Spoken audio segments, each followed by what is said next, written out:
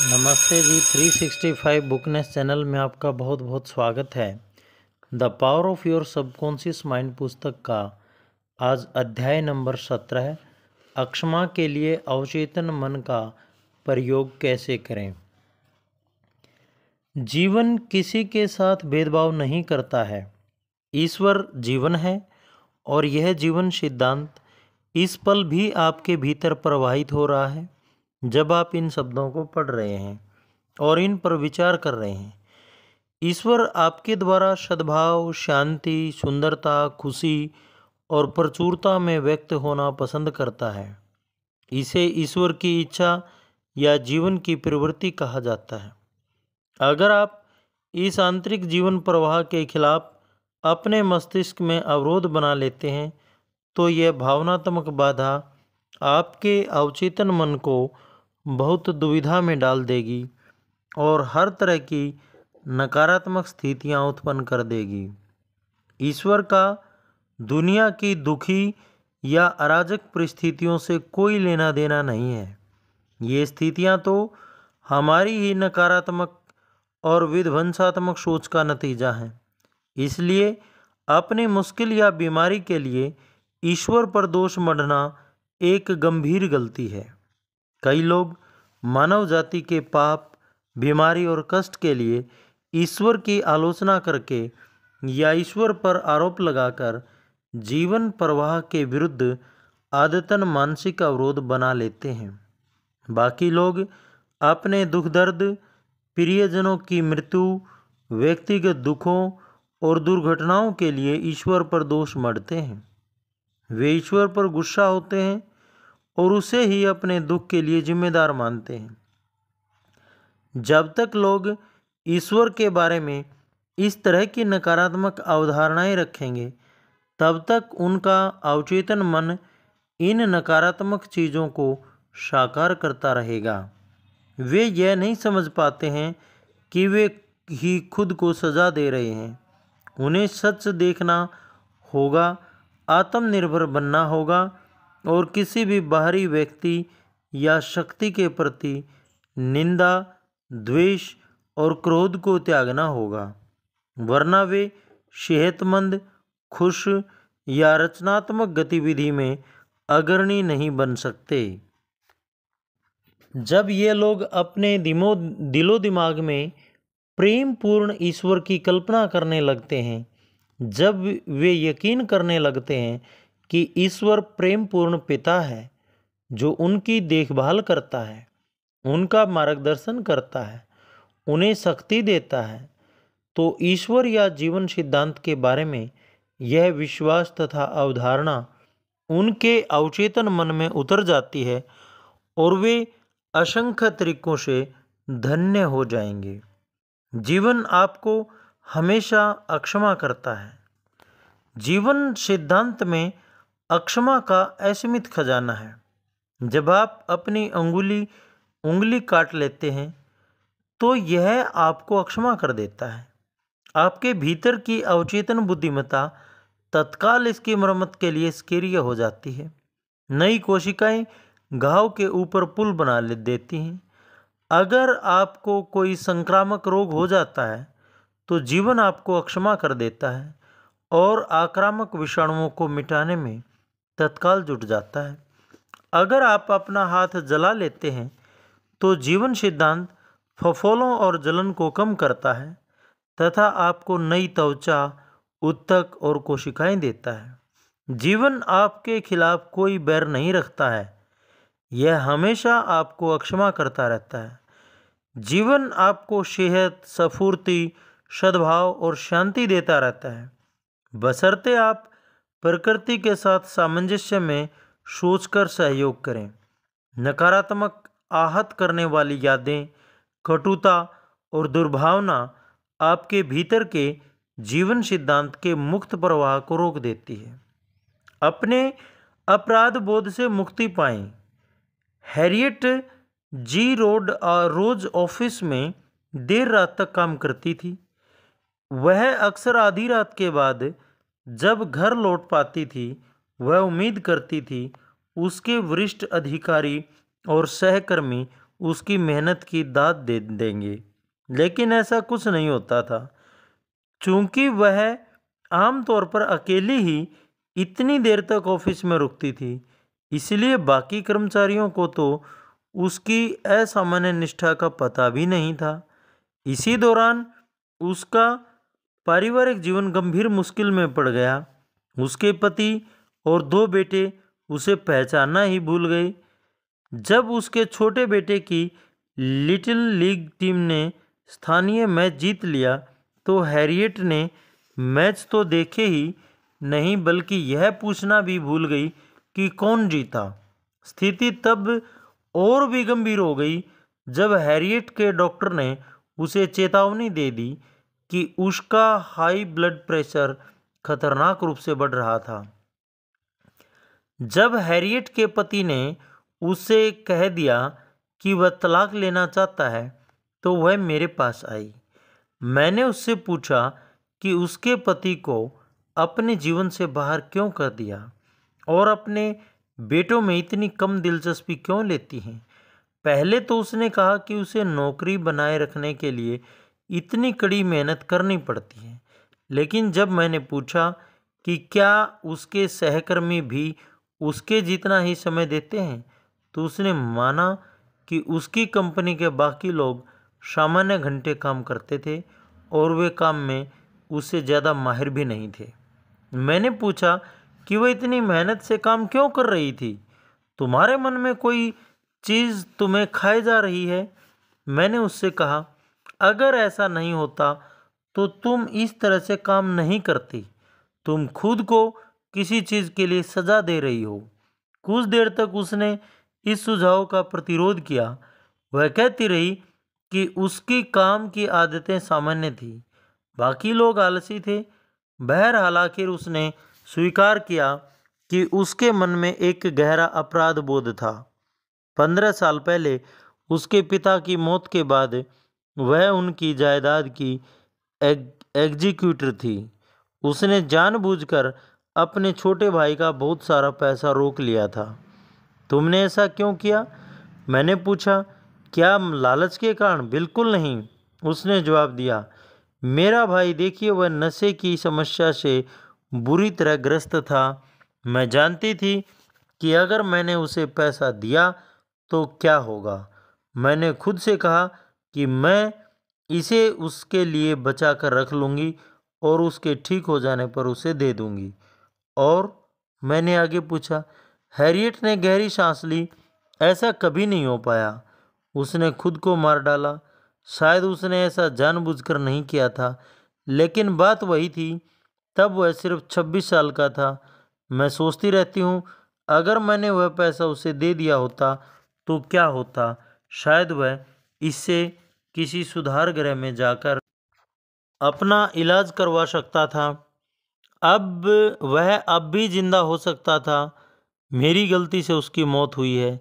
मैंने उससे पूछा, अगर तुम्हें यह दोबारा करना पड़े तो तुम क्या करोगी? मैं नहीं जानती, उसने अपना सिर हिलाते हुए कहा। लेकिन मैं इतना जरूर जानती हूँ कि मैं अपने भाई की समस्या पर उसे डांटने फटकारने के बजाय उसकी मदद करने की ज़्यादा कोशिश करूँगी। लेकिन साथ ही तुम महसूस करती हो कि तुमने उचित काम किया? मैंने पूछा।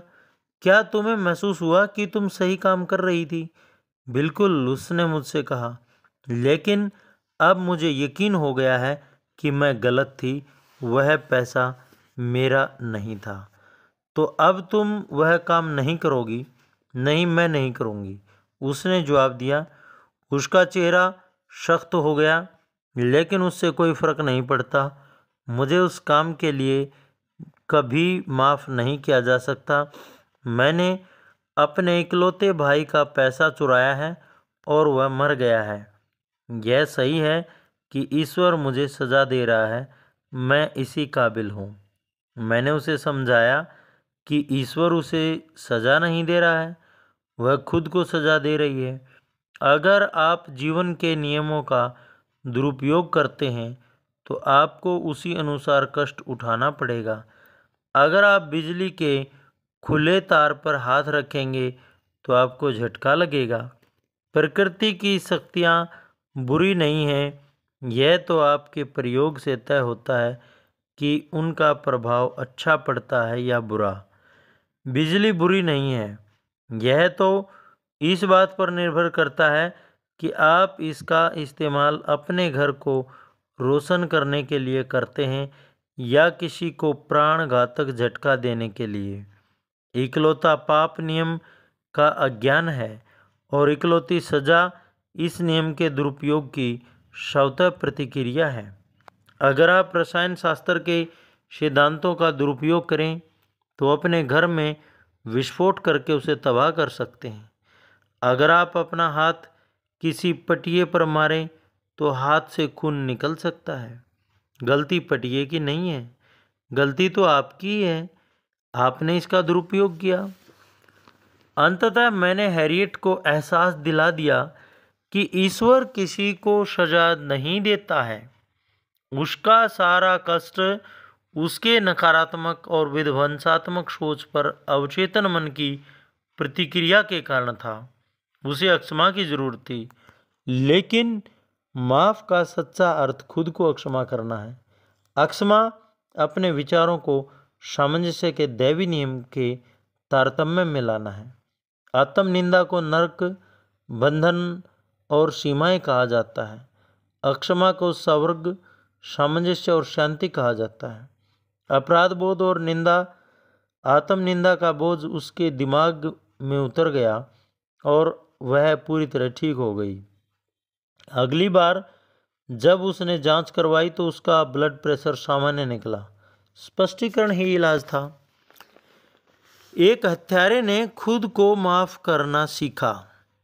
आर्थर ओ ने कई साल पहले यूरोप में एक आदमी की हत्या कर दी थी। जब वह लेखक के पास आया तो बहुत मानसिक कष्ट और यातना से गुजर रहा था। उसे यकीन था कि ईश्वर उसके भयंकर काम की सजा देगा। लेखक ने उससे पूछा कि क्या हुआ था। उसने बताया कि जिस आदमी की उसने हत्या की थी उसका उसकी पत्नी के साथ प्रेम संबंध चल रहा है। एक दिन जब वह शिकार से लौटा तो उसने उन दोनों को अप्रत्याशित रूप से रंगे हाथों पकड़ लिया और क्रोध के उन्माद में उसने उस आदमी को गोली मार दी। कानून ने उसके इस काम को बहुत सख्ती से नहीं देखा और सिर्फ कुछ महीने की सज़ा मिली। जेल से छूटने पर आर्थर ने पत्नी को तलाक दे दिया और अमेरिका में बस गया। कुछ साल बाद वह एक अमेरिकी महिला से मिला और उससे शादी कर ली। अब उसके 3 प्यारे बच्चे हैं।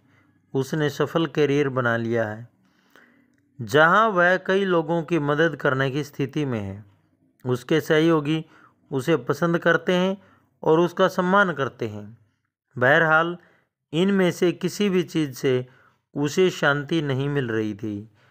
अब भी वह अपने उस काम के लिए खुद को दोष देता था। आर्थर की कहानी सुनने के बाद लेखक ने उसे समझाया कि वैज्ञानिकों के अनुसार हमारे शरीर की सभी कोशिकाएं हर 11 महीने बाद बदल जाती हैं।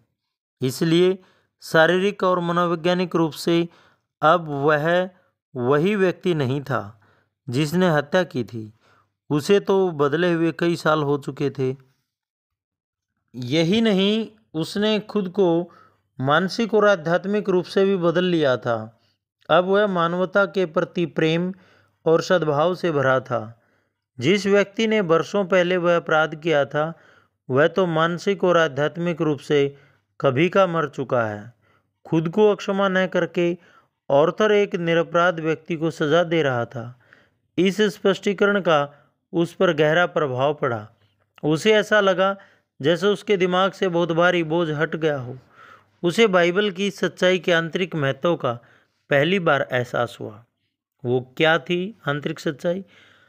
अब आओ हम तर्क करते हैं, ईश्वर ने कहा। हालांकि तुम्हारे पाप खून से रंगे होंगे लेकिन वे बर्फ जैसे सफ़ेद हो जाएंगे। हालांकि वे खून की तरह लाल होंगे लेकिन वे ऊन जैसे बन जाएंगे। कितनी अच्छी पंक्ति है।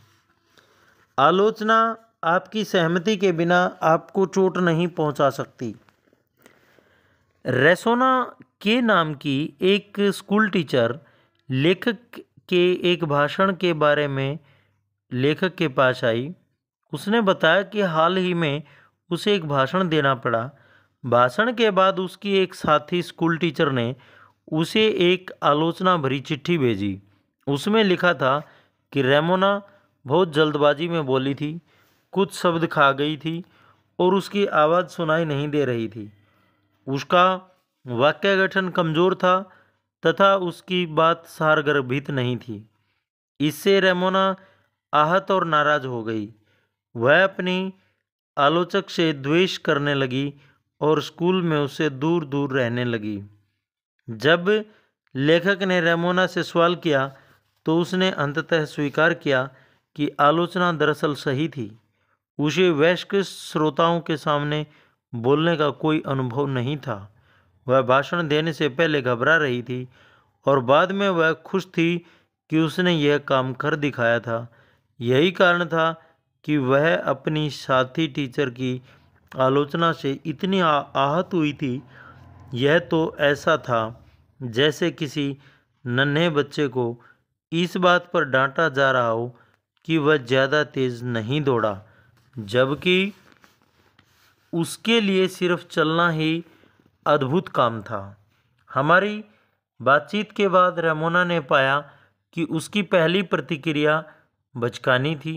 वह सहमत हुई कि आलोचना भरी चिट्ठी सचमुच एक वरदान थी और उसे इन सुधारों की सचमुच ज़रूरत थी। उसने भाषण कला को निखारने के लिए पास के एक कॉलेज में पब्लिक स्पीकिंग कोर्स करने का फैसला किया।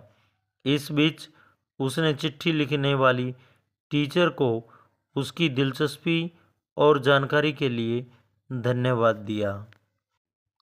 धन्यवाद।